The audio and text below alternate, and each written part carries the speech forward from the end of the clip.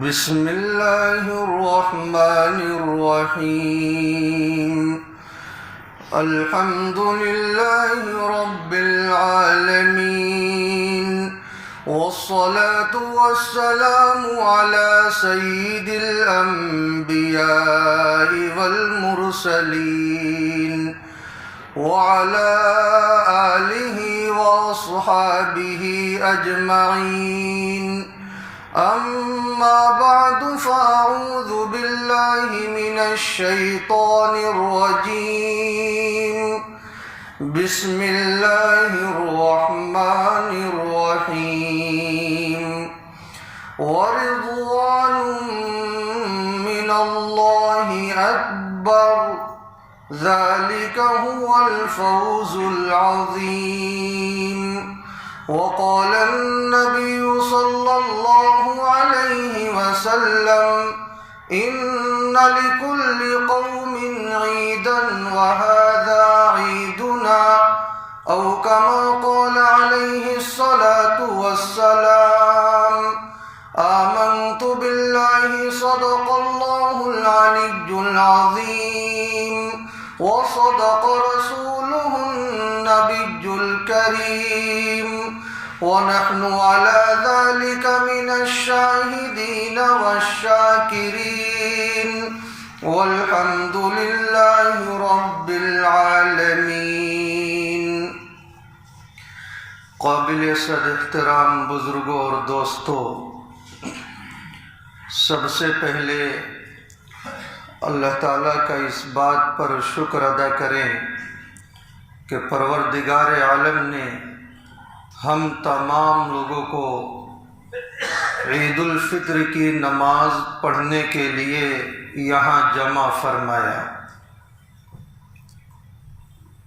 ہم سب کو معلوم ہے کہ ابھی بہت مبارک مہینہ ہم سے رخصت ہوا ہے، اور وہ ایسا مہینہ تھا کہ اللہ رب العزت بہانے بہانے سے اپنے بندوں کی مغفرت فرما رہے تھے، رحمت کا، مغفرت کا، جہنم سے آزادی کا مہینہ تھا۔ سوال یہ پیدا ہوتا ہے کہ جب کوئی عظیم شے رخصت ہوتی ہے تو آدمی کو اس پر افسوس ہونا چاہیے، لیکن رمضان المبارک کا مہینہ جب رخصت ہوتا ہے اسی کے فوراً بعد اللہ تعالی شانہ نے خوشی منانے کا حکم کیوں دیا؟ ظاہری اعتبار سے تو یہ ہونا چاہیے کہ افسوس کرنا چاہیے کہ اتنا بابرکت مہینہ تھا وہ ہم سے رخصت ہو گیا ہے، لیکن اللہ تعالی شانہ نے خوشی منانے کا حکم کیوں دیا؟ اس کا جواب یہ ہے کہ یہ جو خوشی آج کے دن ہم مناتے ہیں یہ اس وجہ سے نہیں کہ رمضان المبارک کا مقدس مہینہ ہم سے رخصت ہو گیا، بلکہ اس وجہ سے ہم خوشی مناتے ہیں کہ اللہ رب العزت نے جو رمضان المبارک کا مہینہ ہمیں عطا کیا تھا، اللہ کا فضل ہے کہ ہم نے وہ پورا مہینہ پایا ہے، اس میں روزہ رکھا ہے، تراویح کی نماز ادا کی ہے، زکوٰۃ و صدقات نکالے ہیں، تلاوت قرآن کیا ہے، ذکر و اذکار کیا ہے۔ تو رمضان کے مہینہ جانے کی خوشی نہیں ہے بلکہ رمضان کا مہینہ پانے کی خوشی ہے۔ کتنا فرق ہے! اور پھر آپ غور فرمائیں، رمضان المبارک کا جو مہینہ تھا اس کی سب سے اہم عبادت روزہ۔ روزہ ایک ایسی عبادت کہ اس میں بندے کے اندر تقوی للہیت پیدا ہوتی ہے، اور پروردگار عالم نے اس کا مقصد بیان فرمایا تھا یا ایھا الذین آمنوا کتب علیکم الصیام کما کتب علی الذین من قبلکم لعلکم تتقون، کہ اللہ تعالیٰ تمہارے اندر تقوی پیدا کرنا چاہتے تھے۔ تقوی کس چیز کا نام ہے؟ کہ گناہوں پر قدرت کے باوجود اللہ کے ڈر سے، اللہ کے استحضار کی وجہ سے گناہوں سے بچ جانا، اس کا نام تقوی ہے۔ روزے کی حالت میں ہمارے سامنے کھانا ہوتا تھا، پانی ہوتا تھا، تنہائی کے عالم میں بھی ہم رہا کرتے تھے، اگر ہم چاہتے تو کھا لیتے، پی لیتے، اللہ کے سوا کوئی بھی نہیں جان سکتا تھا، لیکن ہمارے دل میں اللہ کا استحضار تھا، تقوی تھا، للہیت تھی۔ کھانے پر قدرت کے باوجود بھی ہم کھانے سے رک رہے تھے، اس وجہ سے کہ اللہ ہمیں دیکھ رہا ہے۔ پروردگار عالم رمضان کے اندر جو روزے کا حکم دیا ہے، اس کے ذریعے اللہ تعالیٰ یہ چاہتے ہیں جس طرح روزے کی حالت میں ہم نے گناہوں سے خود کو روکے رکھا، کھانے پینے سے روکے رکھا، چونکہ اللہ کی یہ نافرمانی تھی، اللہ تعالیٰ چاہتے ہیں کہ پورا سال ہماری یہی کیفیت رہے، یعنی اللہ کے ڈر سے ہم گناہوں سے بچنے والے بن جائیں۔ تو روزے کا جو مقصود ہے وہ محدود نہیں ہے، یعنی ایسا نہیں کہ بس رمضان چلا گیا اب ہم آزاد ہو گئے، اب جو چاہیں کریں، اللہ کی نافرمانی کریں، نہیں، ابھی بھی آپ کو اللہ کا استحضار رکھنا ہے، اللہ کے ڈر سے، تنہائیوں کے گناہ سے بچنا ہے۔ جس طرح رمضان میں تنہائی کے گناہ سے بچا کرتے تھے، دن کے اندر کھانا پینا جرم تھا، اللہ کے نزدیک مبغوض اور ناپسندیدہ تھا، لیکن آپ اللہ کے ڈر سے بچا کرتے تھے، اسی طرح پورے سال آپ کو اللہ کے ڈر سے، گناہوں سے بچنا ہے، خلوت کے بھی گناہ سے بچنا ہے اور جلوت کے گناہ سے بھی بچنا ہے۔ اللہ تعالیٰ ہم سے یہ چاہتے ہیں۔ تو آج اسی کی یاد دہانی میں کرا رہا ہوں، کہیں آپ یہ نہ سوچیں کہ رمضان چلا گیا تو ہم آزاد ہو گئے۔ روزے کا جو مقصد تھا اسے ہم پوری زندگی یاد رکھیں، اس لیے کہ یہی تقوی، یہی للہیت، یہی اللہ کی معرفت انسان کو نیکیوں کی طرف لے کر جاتی ہے اور گناہوں سے بچاتی ہے۔ جس انسان کے اندر یہ کیفیت پیدا ہو جاتی ہے کہ اللہ اسے ہر جگہ دیکھ رہا ہے، اللہ اس کے ساتھ ہوتا ہے، وہ انسان نیک بن جاتا ہے، ولی بن جاتا ہے، اور جس کے اندر سے یہ کیفیت ختم ہو جاتی ہے وہ انسان تباہی اور بربادی کے راستے پر چل پڑتا ہے۔ انسانی دنیا، سائنسی دنیا نے انسانی مزاج کو پرکھا تو اسے یہ معلوم ہوا کہ انسان کا مزاج یہ ہے کہ انسان خوبیوں کو ظاہر کرتا ہے، کیونکہ وہ جانتا ہے کہ خوبیوں کو ظاہر کرنے سے اسے عزت ملتی ہے، اس کا نام ہوتا ہے، لوگوں کے دلوں میں اس کا وقار بیٹھتا ہے، اور کمیوں کو چھپاتا ہے کیونکہ اسے معلوم ہے کہ کمیاں اور کوتاہیاں لوگوں کو معلوم ہوں گی تو میری بدنامی ہوگی، ذلت ہوگی۔ اسی وجہ سے کیمرے کی ایجاد کی گئی، گاڑیوں کی رفتار کو ناپنے کے لیے راڈار کی ایجاد کی گئی، کیونکہ معلوم ہے کہ بندے کے دل میں جب یہ استحضار ہوتا ہے کہ کوئی مجھے دیکھنے والا ہے تو یہ بندہ غلطی اور کوتاہی سے خود کو بچاتا ہے۔ لیکن کیا یہ کیمرے اور کیا وہ چیزیں جس سے انسان دیکھا کرتا ہے انسان کو مکمل طور پر گناہوں سے بچانے کے لیے کافی ہے؟ ہرگز ہرگز نہیں۔ ابھی بجلی چلی جائے، کیمرے کام کرنا بند کر دیں، اللہ کا ڈر نہ ہو، صرف کیمرے کا ڈر ہو تو لاکھوں کروڑوں کی چوریاں ہو جایا کرتی ہیں۔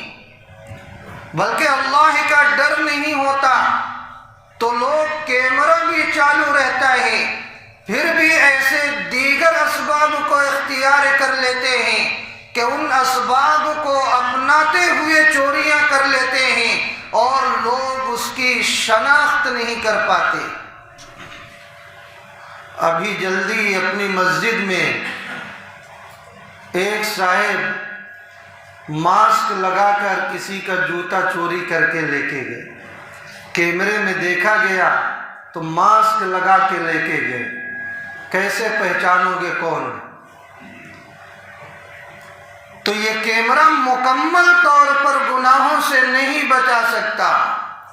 گناہوں سے کون بچا سکتا ہے؟ کون سی چیز بچا سکتی ہے؟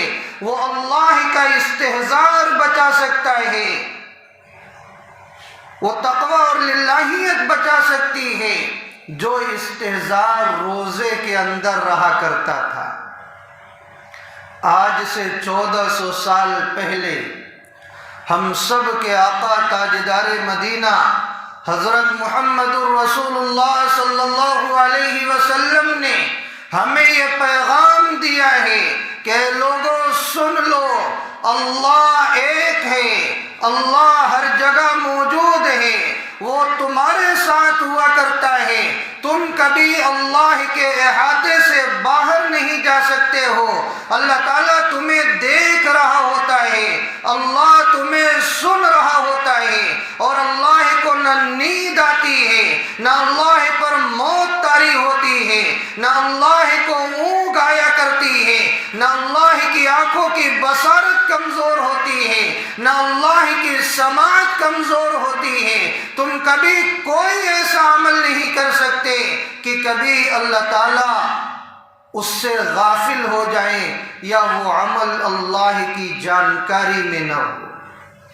یعلم خائنۃ الاعین وما تخفی الصدور، وہ اللہ تعالیٰ آنکھوں کی خیانت کو جانتا ہے اور دلوں کے اندر پیدا ہونے والے خیالات اور جذبات کو بھی جانتا ہے۔ چوریاں آنکھوں کی اور سینوں کے راز تو سب کچھ جانتا ہے اے بے نیاز۔ تو اللہ تعالیٰ سے کوئی اپنے عمل کو کبھی نہیں چھپا سکتا ہے۔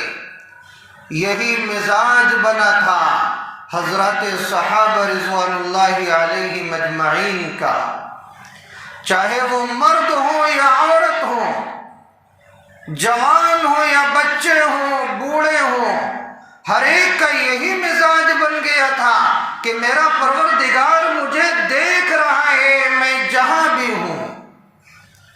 ایک صحابی ہیں حضرت حارث رضی اللہ عنہ، اللہ کے رسول صلی اللہ علیہ وسلم نے ایک مرتبہ یہ سوال کیا کہ اے حارث تم نے صبح کیسے کی؟ انہوں نے عرض کیا اصبحت مؤمنا حقا، کہ میں نے پکا ایمان والا ہونے کی حالت میں صبح کی۔ اللہ کے رسول صلی اللہ علیہ وسلم نے ارشاد فرمایا حارث جو تم یہ بات کہہ رہے ہو، ہر چیز کی ایک علامت ہوتی ہے، پہچان ہوتی ہے، تمہیں کیسے معلوم ہوا کہ تم نے پکا ایمان والا ہونے کی حالت میں صبح کی؟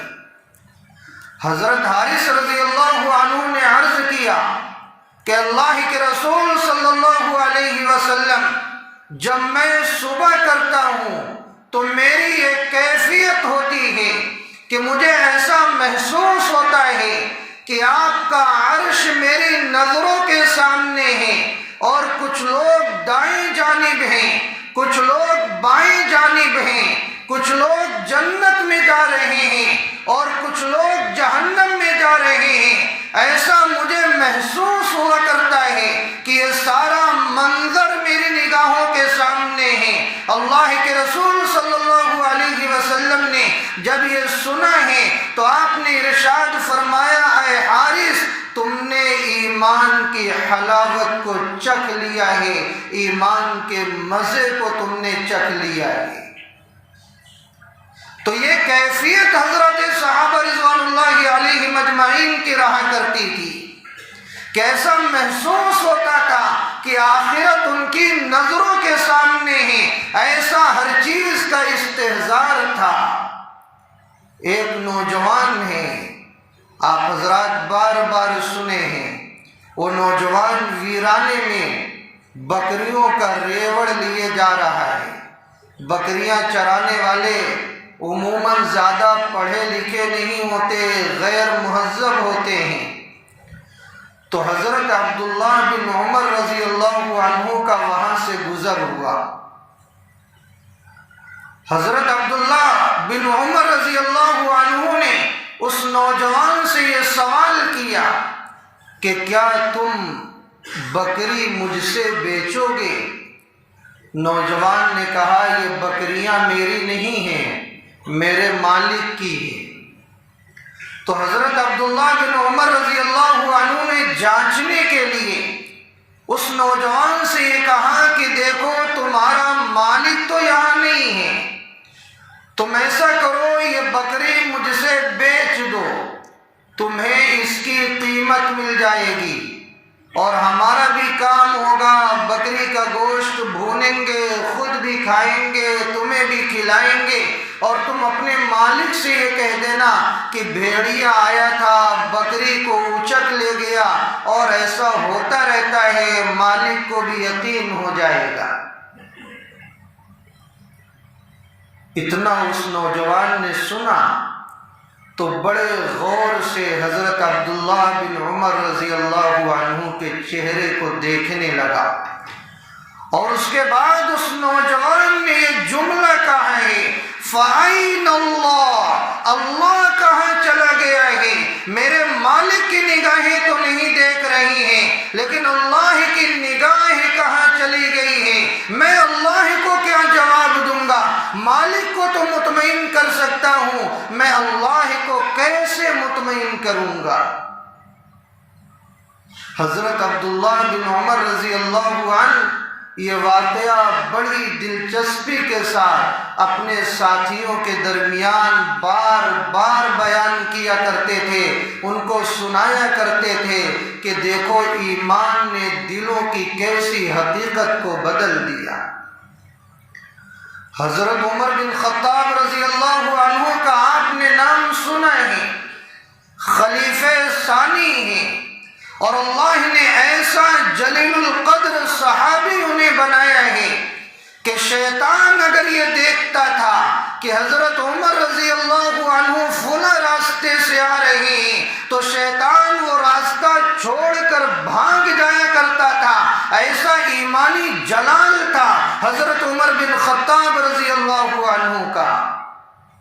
اور آپ علیہ السلام نے ارشاد فرمایا تھا، لو کان بعدی نبی لکان عمر، کہ اگر میرے بعد کوئی نبی ہوتا تو وہ شرف حضرت عمر رضی اللہ عنہ کو حاصل ہوتا۔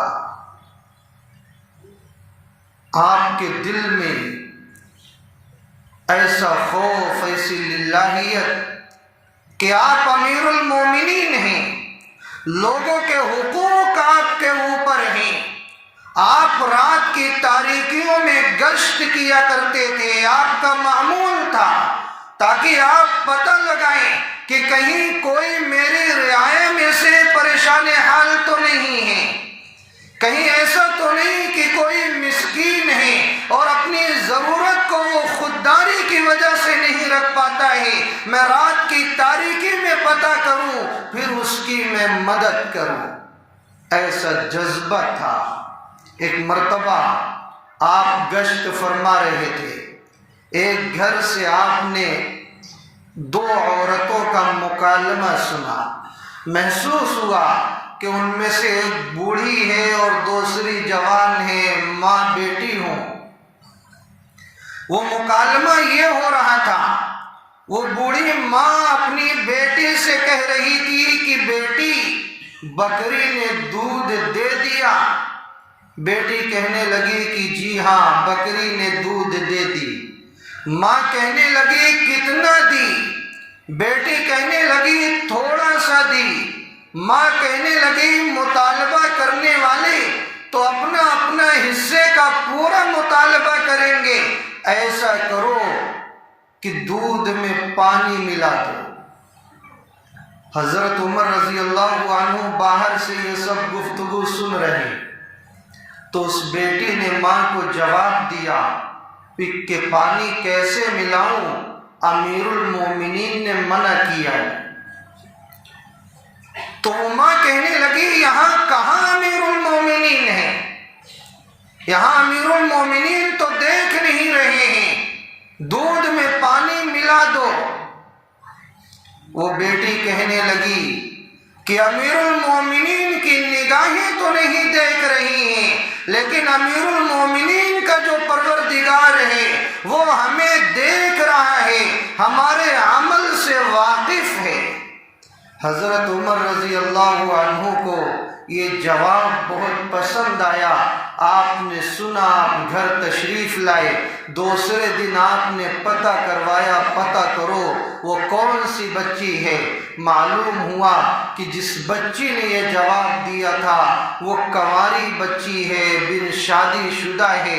حضرت عمر بن خطاب رضی اللہ عنہ یہ سمجھ گئے کہ میرے بیٹے کے لیے اس بچی سے بہتر کوئی رشتہ نہیں ہو سکتا ہے، جس کے دل میں ایسا تقویٰ ہے، ایسی للہیت ہے، جو اللہ کا ایسا خوف اپنے دلوں میں رکھتی ہے۔ حضرت عمر بن خطاب رضی اللہ عنہ نے اس بچی سے اپنے بیٹے کا نکاح کر دیا۔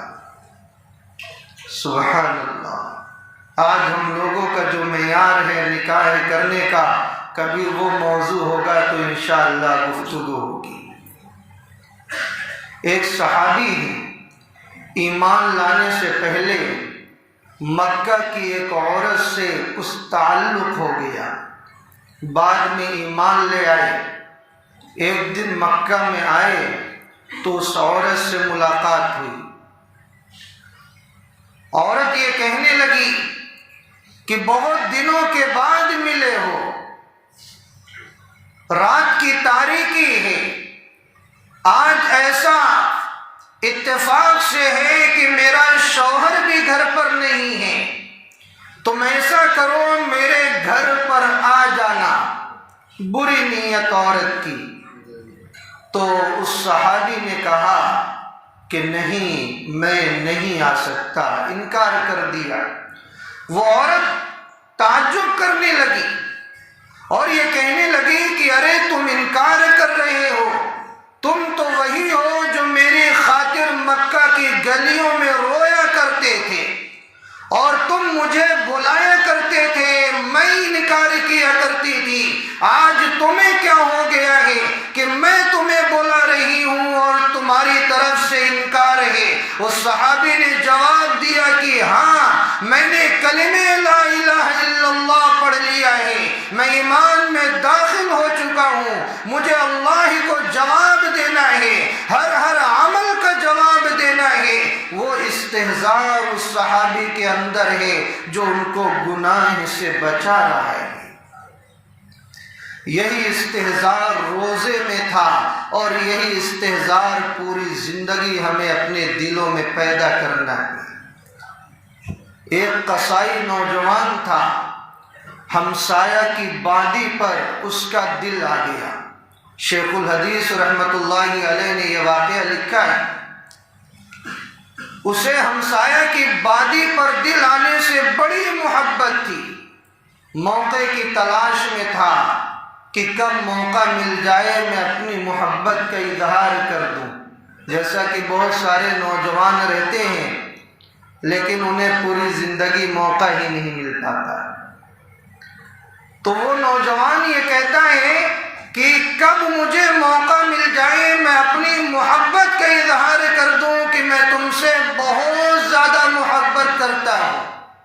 ایک دن موقع مل گیا، وہ نوجوان گیا اور براہ راست اس بادی سے کہا کہ مجھے تم سے بہت زیادہ محبت ہے اور میں تمہارے بغیر زندہ نہیں رہ سکتا۔ تو اس بادی نے پلٹ کر یہ جواب دیا کہ تم کو مجھ سے جتنی زیادہ محبت ہے مجھے اس سے کہیں زیادہ تم سے محبت ہے، لیکن اس محبت سے زیادہ میرے دل میں اللہ کی محبت ہے۔ اللہ کی محبت تمہاری محبت پر غالب ہے، اور اللہ کی محبت مجھے اس بات کی اجازت نہیں دیتی کہ میں کوئی ایسا عمل کر لوں جس سے اللہ ناراض ہو جائے۔ یہ بات اس کے دل پر ایسی اثر انداز ہوئی، آپ ادھر ادھر نہ دیکھیں، جو کام جو کر رہے ہیں کرنے دیں، اور اگر دیکھنا ہے تو بیان بند کروا دیں۔ اتنی تیز آواز آ رہی ہے، آپ کی توجہ ادھر نہیں ہے، جھولی ادھر پکڑ لی، ادھر پکڑ لی، آپ لوگ ادھر دیکھنے لگتے ہیں۔ استحزار کی بات چل رہی ہے اور اسی کے خلاف عمل ہو رہا ہے۔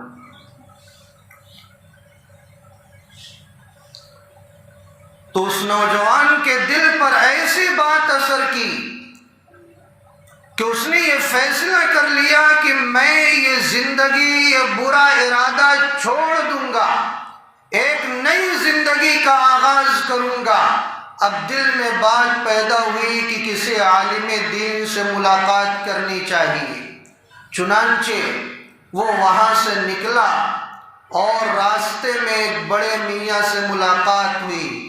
ان دونوں کا راستہ اور سفر ایک ہی طرف تھا۔ 3 کلو کی مسافت کے بعد اس عالم صاحب سے ملاقات ہونی تھی۔ دونوں ساتھوں ساتھ چل رہے ہیں، دھوپ ہوئی تو ایک بادل کا ٹکڑا ان کے اوپر سایہ کرنے لگا۔ وہ نوجوان یہ سوچنے لگا یہ جو بڑے میاں میرے ساتھ ہیں یہ اللہ کے نیک بندے ہیں، اور انہی کی وجہ سے یہ بادل کا ٹکڑا سایہ کر رہا ہے، اور وہ بڑے میاں بھی یہ سمجھ رہے تھے یہ میری وجہ سے بادل کا ٹکڑا آیا ہے۔ لیکن جب وہ مقام آتا ہے جہاں سے ان دونوں کا راستہ مختلف ہونا تھا، وہ نوجوان جب وہاں سے جدا ہو کر اپنے راستے پر چلنے کی کوشش کرتا ہے، وہ بادل کا ٹکڑا اسی نوجوان کے ساتھ ہو جاتا ہے۔ بڑے میاں حیران ہو جاتے ہیں، آخر یہ ماجرا کیا ہے؟ یہ نوجوان کون سا عمل کیا ہے کہ اللہ کی طرف سے اسے یہ خصوصیت حاصل ہو رہی ہے؟ وہ بڑے میاں دوڑ کر آتے ہیں، اے نوجوان ذرا تو بتا تیرا عمل کون سا ہے کہ اللہ نے اس دھوپ کی حالت میں تیرے اوپر بادل کا سایہ کر دیا ہے؟ اس نوجوان کی آنکھوں سے آنسو جاری ہو جاتے ہیں کہ اللہ کا شکر ہے، میرا تو کوئی خاص عمل نہیں ہے، لیکن میں نے ایک برا ارادہ کیا تھا، اس برے ارادے سے میں نے باز رہنے کی کوشش کی، اور پھر یہ ارادہ پیدا کر لیا کہ میں نیک اور دیندار بنوں گا۔ اسی وجہ سے ایک عالم دین کی خدمت میں جا رہا ہوں۔ اللہ کتنا کریم ہے کہ اللہ نے میرے اس ارادے کو پسند فرمایا ہے اور میرے اوپر بادل کا سایہ کر دیا۔ تو یہی استحزار اور گناہ چھوڑنے کا عزم اور اللہ کے سامنے جواب دہی کا جو احساس ہے، یہی احساس انسان کو گناہوں سے بچاتا ہے، نیکیوں کی طرف لے کر جاتا ہے۔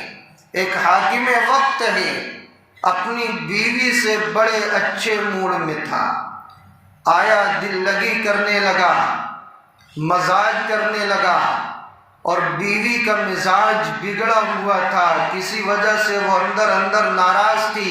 ایسا کبھی کبھی ہر ایک کے ساتھ ہوتا ہے۔ اب یہ پیار محبت کی بات کرے، بیوی اتنی ہی کڑوی کسیلی بات کرے، یہ قریب آئے بیوی دور ہو، یہ پریشان، اور بیوی اتنی زیادہ خفا ہوئی کہ اسی ناراضگی کے عالم میں بیوی نے حاکم وقت کو یہ کہہ دیا کہ تو جہنمی۔ یہ جملہ جو ہی بیوی کی زبان سے نکلا تو وہ شوہر بھی طیش میں آ گیا کہ میں دل لگی کر رہا ہوں، یہ خفا ہو رہی ہے، میں قریب آ رہا ہوں یہ دور ہو رہی ہے، اور پھر پلٹ کر اس نے مجھے جہنمی کہہ دیا۔ اس بھی شوہر کو طیش آ جاتا ہے اور غصے میں وہ یہ کہتا ہے کہ اگر میں جہنمی تو تجھے 3 طلاق ہے۔ اب معاملہ پھنس گیا۔ تھوڑی دیر کے بعد دونوں کو افسوس ہونے لگا۔ شوہر یہ سوچنے لگا کہ مجھے غصے پر قابو کرنا چاہیے تھا، میری بیوی کے اندر تو اور بہت ساری اچھی عادتیں ہیں۔ بیوی یہ سوچنے لگی کہ میں بلا وجہ شوہر سے خفا ہو رہی تھی، وہ تو دل لگی کر رہا تھا، یہ کیا ہو گیا، اب 3 طلاق مجھ پر پڑ گئی، ہمارے درمیان دوریاں پیدا ہو گئی۔ دونوں میاں بیوی پریشان ہونے لگے، جیسا کہ عموماً طلاق کے بعد افسوس ہوتا ہے۔ دونوں نے سوچا کہ چلو کسی عالم دین مفتی سے فتویٰ پوچھتے ہیں کہ ایسا مسئلہ ہو گیا ہے کہ بیوی نے کہا تو جہنمی ہے اور شوہر نے کہا اگر میں جہنمی تو تجھے 3 طلاق ہے، طلاق پڑے گی یا نہیں پڑے گی؟ جتنے عالم اور مفتی کے پاس جاتے ہیں، ہر عالم اور مفتی پریشان ہیں جواب کیا دیا جائے۔ یہ تو طلاق مشروط ہے، اگر شوہر جہنمی ہے تو بیوی پر 3 طلاق پڑے گی، لیکن پتہ کیسے لگایا جائے کہ شوہر جہنمی ہے یا جنتی ہے، یہ تو پتہ نہیں لگ سکتا ہے، لہذا کہیں سے مسئلے کا حل ہی نہیں ہو رہا۔ اور اس کی چرچا اتنی زیادہ ہوئی کہ جہاں دیکھو یہی مسئلہ کہ بیوی نے شوہر کو جہنمی کہہ دیا اور شوہر نے پلٹ کر کہا اگر میں جہنمی تو تجھے 3 طلاق، پتہ کیسے لگایا جائے کہ شوہر جہنمی ہے یا جنتی؟ بات گشت کرتے کرتے اس وقت ایک نوجوان تھے، حضرت امام شافعی رحمۃ اللہ علیہ۔ ان کی نوجوانی کا دور تھا، ان کے سامنے بھی یہی مسئلہ آتا ہے کہ بیوی نے شوہر کو جہنمی کہا اور شوہر نے کہا اگر میں جہنمی تو تجھے 3 طلاق ہے، اور کوئی اس مسئلے کو حل نہیں کر پا رہا ہے۔ حضرت امام شافعی رحمۃ اللہ علیہ نے، نوجوانی کا دور ہے، انہوں نے کہا کہ میں اس کا جواب دوں گا۔ حاکم وقت تک بات پہنچی کہ ایک نوجوان ہے، وہ یہ کہتا ہے کہ میں اس مسئلے کا جواب دے دوں گا۔ حاکم وقت نے کہا نوجوان کو بلایا جائے۔ حضرت امام شافعی رحمۃ اللہ علیہ حاضر ہوتے ہیں، لیکن آپ یہ کہتے ہیں کہ مجھے حاکم وقت سے تنہائی میں کچھ بات کرنی ہے، اس کے بعد میں یہ جواب دے سکوں گا۔ حاکم وقت سے تنہائی میں ملاقات ہوتی ہے۔ حضرت امام شافعی رحمۃ اللہ علیہ حاکم وقت سے کچھ سوال کرتے ہیں، اور پھر اس کا جواب سننے کے بعد آپ یہ فتویٰ دیتے ہیں کہ طلاق نہیں ہوئی۔ اب جب آپ کا یہ فتویٰ دینا تھا کہ طلاق واقع نہیں ہوئی، سارے علماء اور مفتیان کرام پریشان ہو گئے، یہ کہنے لگے کہ امام شافعی رحمۃ اللہ علیہ کب سے جنت کا ٹکٹ بانٹنے لگے، انہیں یہ کیسے معلوم ہو گیا ہے کہ یہ شوہر حاکم وقت جنتی ہے، جس کی بنا پر انہوں نے یہ فیصلہ کر دیا ہے کہ طلاق واقع نہیں ہوئی۔ تو آپ نے علماء اور مفتیان کو مطمئن کرنے کے لیے یہ جواب دیا ہے کہ بھائی میں نے اپنی طرف سے یہ جواب نہیں دیا ہے، بلکہ قرآن کریم کی روشنی میں دیا ہے، اور پھر آپ نے پورا واقعہ سنایا۔ آپ نے کہا میں نے حاکم وقت سے جو گفتگو کی، میں نے حاکم وقت سے یہ کہا کیا تمہاری زندگی کا کوئی واقعہ ایسا ہے کہ تم گناہ پر قدرت کے باوجود محض اللہ کے خوف سے تم نے گناہ کو چھوڑ دیا ہے؟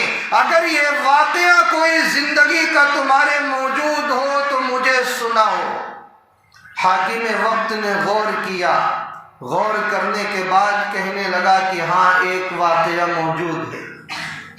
میں ایک دن دفتر کے کام سے جلد فارغ ہو کر کاموں کو سمیٹ کر اپنے محل میں جلدی آ گیا، تو میں نے دیکھا کہ میرے بیڈ روم میں جو خادمہ تھی، جوان تھی، خوبصورت تھی، وہ صفائی کر رہی تھی۔ میں بیڈ روم میں آیا تو میں نے اسے دیکھا تو اچانک میری طبیعت مائل ہو گئی۔ میں نے یہ سوچا کہ آج اس کے ساتھ میں اپنے غلط ارادے میں کامیابی حاصل کروں گا۔ چنانچہ میں نے کنڈی دروازے کی لگا دی۔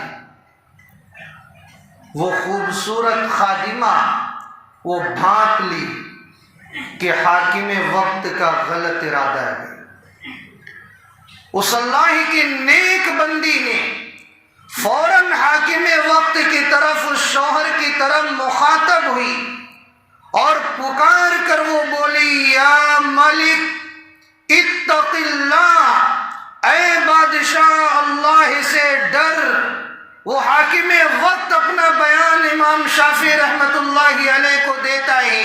اس خادمے کے الفاظ میں ایسی تاثیر تھی کہ میرے دل میں اسی وقت اللہ کا خوف پیدا ہوتا ہے، اور میں اپنے برے ارادے سے باز آنے کے لیے اللہ کی خوف کی وجہ سے اس کنڈی کو کھول دیتا ہوں اور خادمہ کو جانے دیتا ہوں۔ یہ جو کام میں نے کیا ہے یہ اللہ کے خوف کی وجہ سے کیا، ورنہ میں حاکم وقت تھا، میں زبردستی چاہتا اس سے اپنی مراد پوری کر لیتا۔ امام شافعی رحمت اللہ علیہ نے جب یہ سنا ہے تو آپ نے یہ فتویٰ دیا کہ طلاق واقع نہیں ہوئی، اور آپ نے آیت کریمہ پیش فرمائی وَأَمَّا مَنْ خَافَ مَقَامَ رَبِّهِ وَنَهَى النَّفْسَ عَنِ الْهَوَىٰ، کہ اللہ کا یہ فیصلہ ہے کہ جو شخص اللہ کے خوف کی وجہ سے گناہوں سے باز آ جاتا ہے کہ اسے اللہ کے سامنے جواب دینا ہے اور اپنے نفس کو خواہشات سے روک لیتا ہے، فَإِنَّ الْجَنَّةَ هِيَ الْمَأْوَىٰ، تو جنت اس کا ٹھکانہ ہے۔ اس آیت کریمہ کی روشنی میں میں یہ فیصلہ سناتا ہوں کہ یہ شوہر جنتی ہے، لہذا جب جنتی ہے تو اس کی بیوی پر 3 طلاق واقع نہیں ہوئی۔ تو میرے بھائی یہ استحضار جو روزے میں ہمیں دیا گیا تھا کہ کھانا سامنے ہوتا تھا ہم نہیں کھاتے تھے، پانی سامنے ہوتا تھا ہم نہیں پیتے تھے، کہ اللہ دیکھ رہا ہے، یہی کیفیت پورے سال ہونی چاہیے کہ اللہ ہمیں دیکھ رہا ہے، چاہے ہم تنہائی میں ہوں، چاہے خلوت میں ہوں یا جلوت میں ہوں، اللہ تعالی ہم سے یہی چاہتے ہیں۔ حضرت لقمان علیہ السلام نے اپنے بیٹے کو نصیحت فرمائی۔ پہلے کے باپ ہوتے تھے تو دنیا سے جاتے جاتے اپنے بیٹوں کو ایسی نصیحت کرتے تھے جس سے ان کی آخرت سنور جائے، اور آج کل کے باپ ہیں جب جانا ہوتا ہے تو پوری دنیا داری کی وصیت اور نصیحت کر کے جاتے کہ کہیں ایسا نہ ہو یہ دنیا میرے بیٹے سے نکل جائے۔ ہمیشہ ہر باپ کو اپنے بیٹے سے اگر محبت ہے تو اس کے آخرت کی فکر کرنی چاہیے، اور دنیا سے جاتے جاتے کچھ ایسی وصیتیں کرنی چاہیے جس کی وجہ سے اس کا بیٹا اللہ سے غافل نہ ہونے پائے، اللہ سے دور نہ ہونے پائے، اللہ کو ناراض نہ کرنے پائے، حالت اسلام سے دور نہ ہونے پائے، وہ جنت سے دور نہ ہونے پائے۔ اگر حقیقی باپ کو اپنے بیٹے سے محبت ہے تو جاتے جاتے ایسی وصیت کرنی چاہیے۔ حضرات انبیاء اپنے بیٹے کو کیا کرتے تھے۔ حضرت لقمان علیہ السلام نے اپنے بیٹے کو بہت ساری نصیحتیں فرمائی، بہت جامع سورہ لقمان میں اس کا تذکرہ ہے۔ موضوع کی مناسبت سے صرف اس نصیحت کو میں آپ کی خدمت میں پیش کر رہا ہوں جو انہوں نے اپنے بیٹے کو کی۔ وہ کیا نصیحت تھی؟ اللہ تعالیٰ شانہ اس کا تذکرہ فرماتے، یا بنی انہا ان تک مثقال حبۃ من خردل فتکن فی صخرۃ او فی السماوات او فی الارض یأتی بها اللہ ان اللہ لطیف خبیر۔ لقمان علیہ السلام نے اپنے بیٹے کو کہا کہ بیٹے یاد رکھنا، اگر تمہارا کوئی عمل رائی کے دانے کے برابر ہو اور وہ عمل پہاڑ کی چٹانوں میں انجام دیا گیا ہو، پہاڑ کی کوکھ میں انجام دیا گیا ہو، آسمانوں کی بلندیوں میں انجام دیا گیا ہو، زمین کی پستیوں میں انجام دیا گیا ہو، یأتی بہ اللہ، اللہ کو یہ قدرت حاصل ہے کہ اللہ تمہارے اس عمل کو حاضر کر دے گا اور تمہیں بتلائے گا کہ تم نے یہ کام چپکے سے کیا تھا۔ پہاڑ کی کوکھ میں، آسمان کی بلندیوں میں، زمین کے سرنگوں میں، سمندر کی تہوں میں، چاہے تم کہیں بھی کوئی عمل کر لو، اللہ اس کو حاضر کر دے گا۔ یہ استحضار رکھنا، یہ اعتقاد رکھنا، یہی استحضار تمہیں گناہوں سے بچائے گا۔ ان اللہ لطیف خبیر، بے شک اللہ بہت باریک بین اور بہت زیادہ خبر رکھنے والا ہے۔ میرے بھائی، آج عید کا دن ہے، یہ خوشی کا دن اللہ نے کیوں ہمیں عطا کیا؟ یہ اسی بنا پر کہ اللہ نے رمضان میں جو روزہ رکھنے کا حکم دیا تھا، آپ نے اپنے عمل کے ذریعے یہ ظاہر کیا ہے کہ مجھے گناہ پر قدرت حاصل تھی، میں تنہائی میں چاہتا کھانا کھا لیتا، بندوں میں سے کوئی مجھے نہیں دیکھتا، لیکن اللہ کا استحضار تھا، اللہ تعالیٰ مجھے دیکھ رہے تھے، اس وجہ سے یہ کھانے سے روکا تھا، پینے سے روکا تھا، بیوی سے خواہش پوری کرنے سے روکا تھا۔ اللہ کو یہ استحضار اتنا پسند آیا کہ اپنے بندوں کو انعامات دینے کے لیے اللہ تعالیٰ نے یہ خوشی کا دن متعین فرمایا۔ اور اسلام ایک ایسا پاکیزہ مذہب ہے کہ اسلام کی اقدار و تعلیمات لہو و لعب اور خرافات کے شائبے سے بھی کوسوں دور ہے۔ اللہ تعالیٰ نے جہاں ایک طرف انسانی فطرت کا پاس و لحاظ فرمایا ہے تو دوسری طرف نماز عید دوگانہ واجب کر کے ہمیں یہ بتلایا ہے کہ اصل معرفت خداوندی کا یہ دن ہے، اللہ کی معرفت کا دن ہے اور انعامات خداوندی پر شکر گزاری کا دن ہے۔ کتنا پرکیف منظر ہوتا ہے جب ایک ہی وقت میں مسلمان سفید اور اجلے کپڑے پہن کر بوڑھے، بچے، جوان، چھوٹے بڑے سب اپنے گھروں سے نکلتے ہیں اور عیدگاہ کی طرف رواں دواں ہو جاتے ہیں۔ کتنا پرکیف منظر ہوتا ہے۔ دنیا کی دیگر قوموں کا یہ رواج ہے کہ جب وہ اپنا تیوہار اور جشن منایا کرتے ہیں تو ان کے تیوہار میں ایسا ہوتا ہے کہ وقتی خوشی میں اس طرح وہ سرمست ہو جاتے ہیں کہ اس خوشی کے موقع پر نہ جانے کتنی اللہ کی نافرمانیاں کر بیٹھتے ہیں، کتنے معاصی والے کام انجام دینے لگتے ہیں۔ اور کرسمس کے موقع پر آپ خود بخود دیکھ لیجیے، اللہ کے رسول صلی اللہ علیہ وسلم جب مدینہ طیبہ ہجرت کر کے تشریف لائے تو آپ نے دیکھا کہ یہاں کے لوگ جو شروع میں اسلام میں داخل ہوئے تھے، سال میں 2 مرتبہ وہ بھی خوشی منایا کرتے تھے، اور ان 2 خوشی کے دنوں میں ناچ گانے ہوتے، تفریحی امور ہوتے، اللہ کی نافرمانی والے اعمال انجام دیے جاتے۔ تو اللہ کے رسول صلی اللہ علیہ وسلم نے ان سے سوال کیا کہ یہ 2 دن جو تم خوشی کے مناتے ہو، اس کی حقیقت کیا ہے؟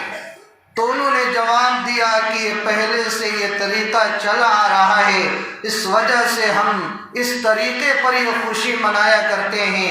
اللہ کے رسول صلی اللہ علیہ وسلم نے ارشاد فرمایا کہ اللہ نے تمہیں ان 2 دنوں سے بہتر 2 دن عطا فرمائے ہیں، عید الفطر اور عید الاضحیٰ۔ اس طریقے پر خوشی مناؤ، اللہ تعالیٰ تم سے راضی ہوں گے۔ اور واقعی شریعت نے جو ہمیں خوشی منانے کا طریقہ کار بتلایا ہے، ہم اچھے سے اچھا کپڑا پہنتے ہیں، اللہ کی تسبیح اور تحمید کو بیان کرتے ہیں، آپس میں مصافحہ اور معانقہ کیا کرتے ہیں، ایک دوسرے کو مبارکباد دیتے ہیں، ایک دوسرے کے گھر پر شیرینی کھاتے ہیں۔ کس طرح محبت روئے روئے سے ظاہر ہوتی ہے، اور کس طرح اللہ کی نعمت پر بندہ شکر گزاری کرتا ہے، اور بندہ اپنے عمل کے ذریعے یہ اظہار کرتا ہے کہ بندے کی خوشی اسی وقت ہوگی جب اللہ اس سے راضی ہو جائے گا، منعم حقیقی اس سے راضی ہو جائے گا۔ وَرِضْوَانٌ مِّنَ اللَّهِ اکبر، اللہ کی رضا سب سے بڑی دولت ہے، اور جس سے اللہ ناراض ہو جائے اس کی خوشی کیا خوشی ہے۔ اس لیے اللہ تعالیٰ نے راضی ہونے کے لیے یہ 2 گانا ہم پر واجب کر دیا ہے۔ آج انشاءاللہ اللہ تعالیٰ اپنی رضا کا پروانہ ہم سب کو عطا کریں گے۔ یہ انعام و اکرام کا دن ہے۔ حدیث پاک میں آتا ہے جب عید الفطر کا دن ہوتا ہے تو فرشتے راستوں کے ٹکڑوں پر کھڑے ہو جاتے ہیں اور اعلان کرتے ہیں، اے مسلمانوں کی جماعتوں، چلو اس پروردگار کی طرف جو خیر سے نوازتا ہے اور اس پر عظیم الشان بدلہ عطا کرتا ہے۔ تمہیں دن کے اندر روزہ رکھنے کا حکم ہوا، تم نے روزہ رکھا، رات میں عبادت کرنے کا حکم ہوا، تم نے عبادت کی۔ آج اللہ کی طرف سے آؤ یہ انعامات لے کر کے جاؤ۔ جب نماز مکمل ہو جاتی ہے تو ایک منادی اعلان کرتا ہے، خبردار ہو جاؤ، اللہ نے تم سب کو بخش دیا ہے، اور اللہ کی طرف سے رشد و ہدایت لے کر لوٹ جاؤ، اپنے گھروں کو چلے جاؤ۔ آج یہ انعام کا دن ہے اور آسمانوں میں اسے یوم الجائزہ کہا جاتا ہے۔ تو میرے بھائی اس اعتقاد کے ساتھ آج نماز ادا کریں کہ اللہ ہماری مغفرت فرمائیں گے اور انعامات سے نوازیں گے۔ ابھی صدقہ فطر بہت سارے حضرات پہلے بھی ادا کر چکے ہیں اور ابھی بھی ادا کریں گے، اس تعلق سے کچھ باتیں آپ حضرات 10 منٹ میں سماعت فرما لیں۔ صدقہ فطر ہر اس شخص پر واجب ہے جو لازمی ضروریات کے علاوہ 7.5 تولہ سونا، 52.5 تولہ چاندی یا ضرورت کے سامان کے علاوہ سامانوں کا یا روپے پیسے کا مالک ہو، جس کی قیمت 52.5 تولہ چاندی کو پہنچ رہی ہو، تو اس پر صدقہ فطر واجب ہو جاتا ہے۔ صبح صادق سے پہلے جو اس کیفیت میں ہوگا اس پر صدقہ فطر واجب ہو جائے گا۔ جس پر زکوٰۃ فرض ہوتی ہے اس پر تو صدقہ فطر واجب ہوتا ہی ہوتا ہے، لیکن بہت سارے ایسے ہوتے ہیں کہ زکوٰۃ ان پر فرض نہیں ہوتی لیکن صدقہ فطر ان پر واجب ہوتا ہے۔ وہ کیسے؟ دونوں کے نصاب میں فرق ہے۔ زکوٰۃ کے اندر مال نامی ہونا ضروری ہے، بڑھنے والا مال، صدقہ فطر میں ضروری نہیں۔ صدقہ فطر میں ضرورت سے زائد جو بھی سامان ہے، حتیٰ کہ بہت سارے بستر ہیں، برتن ہیں، کپڑے ہیں، ایسے کپڑے، ایسے بستر، ایسے برتن جنہیں استعمال نہیں کیا جاتا ہے، ضرورت سے فاضل ہیں، اگر اس کی قیمت 52.5 تولہ چاندی کو پہنچ جائے تو اس پر بھی صدقہ فطر واجب ہو جاتا ہے۔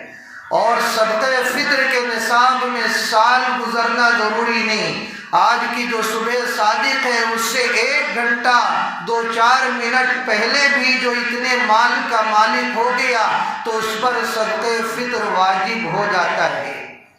آدمی خود بھی نکالے، اپنے چھوٹے بچے کی طرف سے بھی نکالے، اور جو اس کی پاگل یا مجنون اولاد ہے جو بڑی ہے اس کی طرف سے بھی اس کے اوپر صدقہ فطر واجب ہو جاتا ہے۔ ہاں، جو بڑی اولاد ہے یا بیوی ہے تو ان کی طرف سے باپ پر اور شوہر پر صدقہ فطر واجب نہیں ہے۔ ہاں، اگر نکال دے تو ادا ہو جائے گا، اور اگر بیوی یا بڑا لڑکا خود غریب ہے، باپ مالدار ہے تو نہ نکالے تو بھی کوئی گناہ نہیں ہے، کیونکہ اس پر صدقہ فطر واجب ہی نہیں ہے۔ اسی طرح صدقہ فطر کے سلسلے میں یہ سمجھیں کہ اس کے 2 عظیم فوائد ہیں۔ پہلا فائدہ یہ ہے کہ صدقہ فطر روزے دار کی کمیوں اور کوتاہیوں کی تلافی کرتا ہے۔ ہم میں سے جو بھی روزہ رکھے ہیں، تراویح کی نماز ادا کی ہے، یا جو بھی عمل خیر ہم نے انجام دیا ہے، ظاہر ہے اس میں کچھ نہ کچھ کمی اور کوتاہی ہو جاتی ہے، تو صدقہ فطر کی برکت سے اللہ تعالیٰ ان کوتاہیوں کو دور فرما دیتے ہیں۔ اور دوسرا فائدہ یہ ہے کہ امت کے جو غریب اور مسکین لوگ ہیں وہ اپنی عیدی کا انتظام کر لیتے ہیں۔ تو آج کا جو دن ہے صدقہ فطر جن لوگوں نے بھی نہیں نکالا ہے وہ حضرات صدقہ فطر ضرور ادا کر دیں۔ بہتر تو یہ کہا کہ عید کی نماز سے پہلے، صبح صادق سے پہلے آپ نکالتے، لیکن نہیں نکالے ہیں تو کم از کم نماز ہونے سے پہلے نکال دیں۔ ابھی یہ جھولی مقبول بھائی صدقہ فطر کی پھرا رہے ہیں، آپ حضرات جن لوگوں نے صدقہ فطر ابھی تک نہیں دیا ہے اس جھولی میں ڈال دیں، یہ مدرسے وغیرہ میں صدقہ فطر پہنچا دیا جاتا ہے۔ صدقہ فطر کی شرعی مقدار بھی سمجھتے جائیں۔ اس کی شرعی مقدار کشمش، کھجور اور جو میں 1 سا ہے۔ 1 سا کا جو مقدار ہوتا ہے وہ 3 کلو 150 گرام ہوتا ہے۔ محتاط قول 3.5 کلو کا ہے، اور نصف سا گیہوں ہے۔ اس کو غور سے سنیں، جو گیہوں جو نصف سا ہے، نصف سا کی جو مقدار ہے وہ 1 کلو 574 گرام 640 ملی گرام کا ہوتا ہے۔ محتاط قول 1.25 کلو ہے۔ تو جو حضرات صدقہ فطر نکالنا چاہیں ان چاروں منصوص اشیاء کشمش، کھجور، جو یا گیہوں یا اس کی قیمت کا اندازہ کر کے وہ صدقہ فطر نکالیں گے تو صدقہ فطر ادا ہو جائے گا۔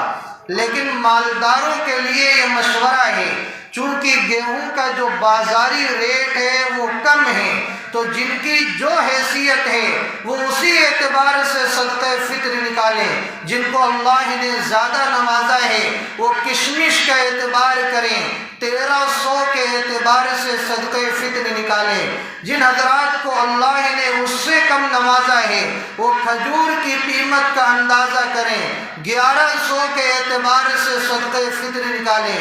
جن کو اللہ نے اس سے کم نوازا ہے وہ جو کی قیمت کا اعتبار کریں، 200 کے اعتبار سے صدقہ فطر نکالیں۔ جن حضرات کو اس سے بھی کم اللہ نے نوازا ہے وہ گیہوں کی قیمت کا اعتبار کریں اور 70 روپے کے ذریعے صدقہ فطر ادا کریں۔ لیکن آج المیہ یہ ہے کہ ہر کوئی صرف گیہوں کی قیمت کا اعتبار کرتا ہے، جبکہ یہ بہتر نہیں ہے۔ اور اس کی دلیل میں دیتا ہوں، سنن ابی داؤد میں موجود ہے۔ حضرت علی رضی اللہ عنہ جب بصرہ میں آئے تو آپ نے یہ دیکھا کہ گیہوں کا بازاری قیمت بہت زیادہ کم ہے جیسا کہ آج کل ہے، تو آپ نے لوگوں کو یہی مشورہ دیا کہ اللہ نے تم پر وسعت فرمائی ہے، تمہیں چاہیے کہ تم ایک سا یعنی کشمش، کھجور اور جو کی قیمت کا اندازہ کر کے اپنا صدقہ فطر ادا کیا کریں۔ تو جن حضرات کو اللہ نے جیسا نوازا ہے وہ اسی اعتبار سے صدقہ فطر ادا کرنے والے بنے۔ بقیہ اگر کسی کی بھی قیمت کا اعتبار کر کے کسی نے بھی اپنا صدقہ فطر ادا کیا تو اس کا صدقہ فطر ادا ہو جائے گا۔ اللہ تعالیٰ شانہ ان ضروری باتوں کو ہمیں سمجھنے اور اس پر عمل کرنے کی توفیق عطا فرمائے۔ کلیم بھائی، یہ مسجد کا ہے نا، یہ جو دوسری جھولی پھرائی جا رہی ہے یہ مسجد کے چندے کی، آپ اعلان سن لیا کریں، اسی اعتبار سے آپ تعاون کریں۔ اور 2 جھولی سلام کے بعد پھرائی جائے گی۔ پہلی جھولی مؤذن صاحب کی ہوگی۔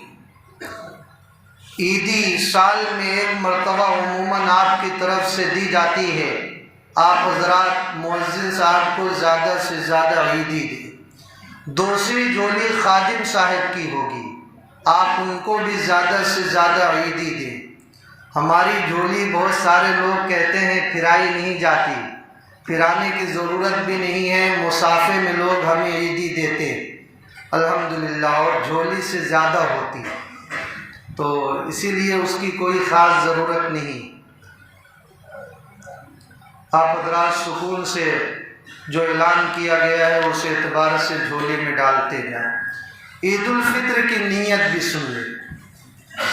عید الفطر کی نماز آپ حضرات کیسے ادا کریں گے؟ آپ یہ نیت کر لیں کہ نیت کرتا ہوں میں 2 رکعت نماز عید الفطر واجب مع زائد 6 تکبیروں کے اس امام کے پیچھے میرا منہ کعبہ شریف کی طرف اللہ اکبر کہہ کر آپ نیت باندھ لیں گے۔ باندھنے کے بعد آپ حضرات ثنا پڑھیں گے۔ ثنا پڑھنے کے بعد اعوذ باللہ بسم اللہ بھی پڑھیں گے، اور اس کے بعد اللہ اکبر کہیں گے، کانوں تک ہاتھ اٹھائیں گے، اپنے دونوں ہاتھوں کو چھوڑ دیں گے، 1 مرتبہ ہو گیا۔ دوسری مرتبہ بھی ہاتھ اٹھائیں گے، دونوں کانوں تک ہاتھوں کو چھوڑ دیں گے، 2 مرتبہ ہو گیا۔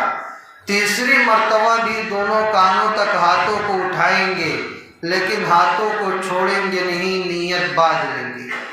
اب سورہ فاتحہ پڑھیں گے، امام صاحب پڑھیں گے اور کوئی سورت ملائیں گے، اس کے بعد رکوع کریں گے، سجدہ کریں گے، پہلی رکعت مکمل ہو جائے گی، کھڑے ہوں گے، کھڑے ہونے کے بعد سورہ فاتحہ اور سورت پڑھیں گے، اس کے بعد جو 3 تکبیر زوائد ہیں اب اس کو ادا کریں گے، کانوں تک ہاتھ اٹھائیں گے، ہاتھ چھوڑ دیں گے، کانوں تک ہاتھ اٹھائیں گے، دوسری مرتبہ بھی چھوڑ دیں گے، تیسری مرتبہ بھی کانوں تک ہاتھ اٹھائیں گے، چھوڑ دیں گے، چوتھی مرتبہ بغیر کانوں تک ہاتھ اٹھائے، چونکہ یہ رکوع کی تکبیر ہے، تکبیر کہتے ہوئے رکوع میں چلے جائیں گے اور حسب ثابت آپ نماز مکمل کریں گے۔ تشہد وغیرہ میں بیٹھ کر تشہد پڑھیں، درود شریف پڑھیں، سلام پھیریں، اس کے بعد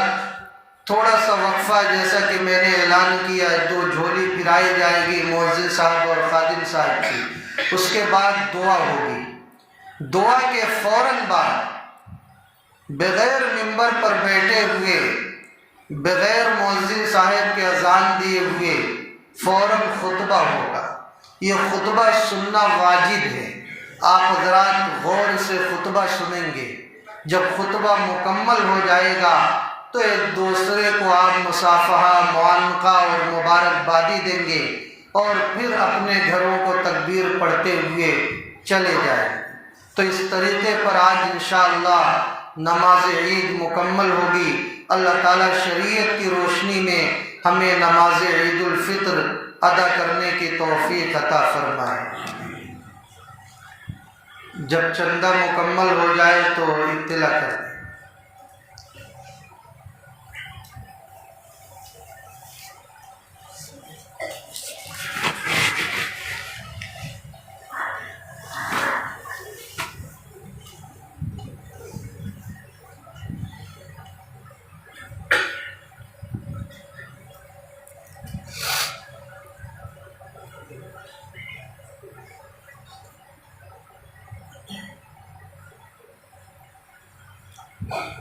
عید میں جو مختلف اوقات رکھے جاتے ہیں اس میں بھی بڑی حکمت ہے۔ بہت سارے لوگ یہ سوچتے ہیں کہ اس مسجد میں تاخیر ہو گئی۔ میرے بھائی، بہت سا کبھی آپ کے ساتھ ایسا واقعہ ناگہانی پیش آ جائے گا تب آپ کو احساس ہوگا۔ کبھی کبھی آدمی کے ساتھ عذر پیش آ جاتا ہے اور اس کی نماز اگر سب جگہ ایک ہی وقت پر ہو تو چھوٹ جاتی ہے۔ اب عید کے دن کوئی نماز نہ پڑھ پائے، چاہے کیسا بھی مسلمان ہو، اس کے دل سے پوچھو کیا کیفیت گزرتی ہوگی۔ تو جب مختلف اوقات رہتے ہیں تو وہ پتہ لگاتا ہے کہ کہاں مجھے نماز مل سکتی ہے۔ ابھی تو ہر جگہ میری نماز چھوٹ گئی، تو کہیں اگر اسے مل جاتی ہے تو بہت خوش ہوتا ہے، بڑی دعائیں دیتا ہے۔ تو مختلف اوقات اسی وجہ سے رکھے جاتے ہیں کہ عید کی نماز کا جو وقت زوال تک آپ پڑھ سکتے ہیں، لیکن چاشت کے وقت سے پہلے ہی تک عموماً لوگ عید الفطر کی نماز رکھتے ہیں۔ تو کہیں 6:45 بجے، کہیں 7 بجے، کہیں 7:15، کہیں 7:30، اور کہیں 7:45، کہیں 8، کہیں 8:15، کہیں 8:30۔ تو ہر جگہ آپ نماز اپنی آسانی کے اعتبار سے پڑھ سکتے ہیں۔ کسی کو کوئی کام ہے، جلدی ہے، کوئی منع نہیں کرتا، جہاں جلدی ہے وہاں جا کر آپ پڑھ لیں۔ بیان بھی ہونا چاہیے، اس سے ایمان تر و تازہ ہوتا ہے۔ ابھی 1 گھنٹہ بیان ہوا، آپ کے اندر ایک کیفیت پیدا ہوئی ہوگی۔ اگر یہی ایمان کے جذبے کو نہ ابھارا جائے تو آدمی کا دل بالکل مردہ ہو جائے گا۔ بیان سننے سے ہم لوگ بھی اپنے اکابرین کا پہلے اسی طرح بیٹھ کر بیان سنا کرتے تھے۔ ہم لوگ کے اندر بھی ذوق پیدا ہوتا تھا، کئی ہفتے اس کے اثرات رہا کرتے تھے۔ تو یہ بھی بہت ضروری ہے۔ بہت ساری قیمتی باتیں آپ کو معلوم ہوئی ہوں گی۔ رمضان کے مقصد، عید الفطر کے مقاصد، صدقہ فطر کے ضروری مسائل، یہ سب سے آپ واقف ہوئے ہوں گے۔ اس لیے جس کو جیسی سہولت رہے اسی طرح وہ مسجد میں جائے اور نماز ادا کرے۔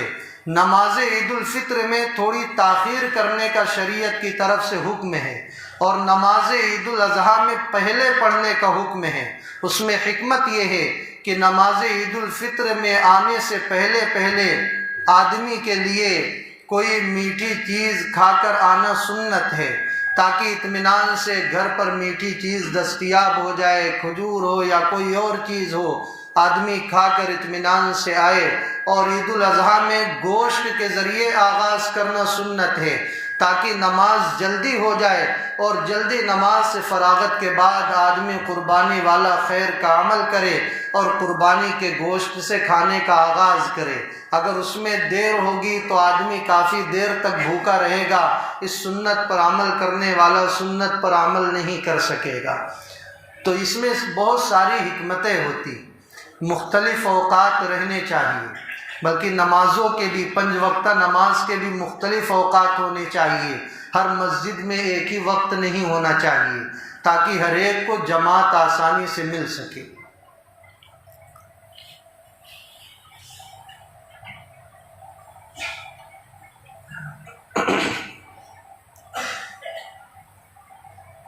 آپ حضرات اندر والے دھیرے دھیرے کھڑے ہو جائیں، صفوں کو درست کریں۔